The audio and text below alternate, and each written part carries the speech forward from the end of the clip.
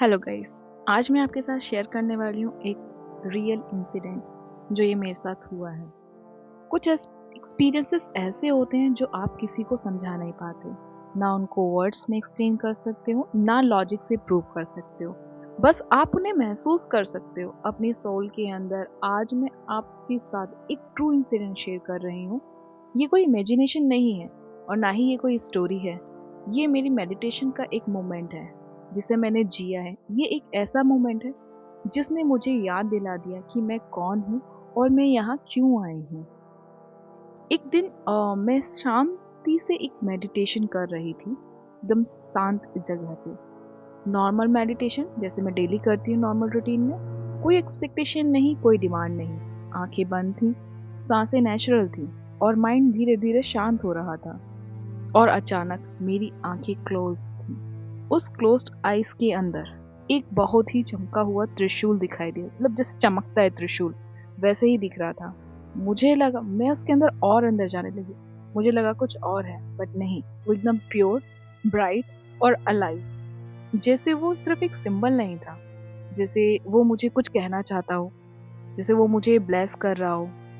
मैं डरी नहीं, ना मैं कोई शॉक्ड हुई, क्योंकि मैं जब डेली मेडिटेशन करती हूँ तो कुछ ना कुछ दिखता है। बस ये कुछ अलग था, बस एक गहरी शांति थी, जैसे मेरी सोल उस इमेज को पहचान रही हो। मैं इमेजिन नहीं कर रही थी, मैं ड्रीम भी नहीं देख रही थी, मैं पूरी तरह से अवेयर थी। और फिर भी वो त्रिशूल वहां था, बिल्कुल क्लियर। जैसे उस त्रिशूल के बाद सीन बदल गया। मैं जितना उसके अंदर देखने की कोशिश की, मैंने खुद को एंशियंट टेम्पल्स के बीच देखा।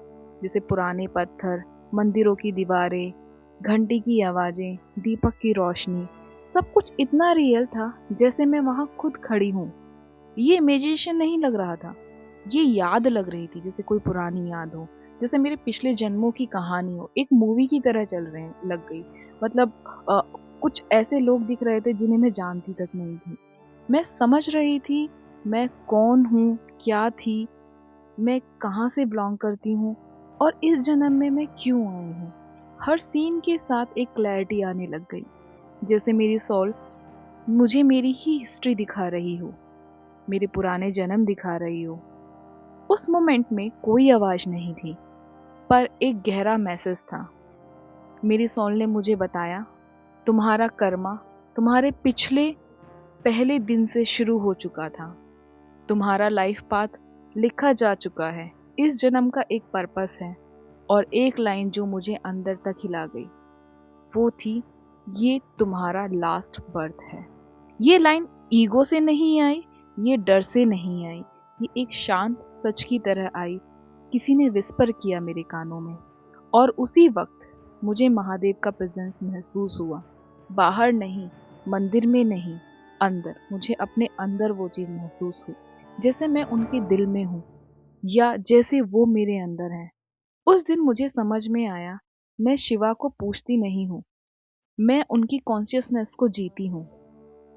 हम लाइफ में क्या करते हैं, क्या नहीं करते हैं, एक सिंपल कर्मा और लाइफ का रियलाइजेशन है ये।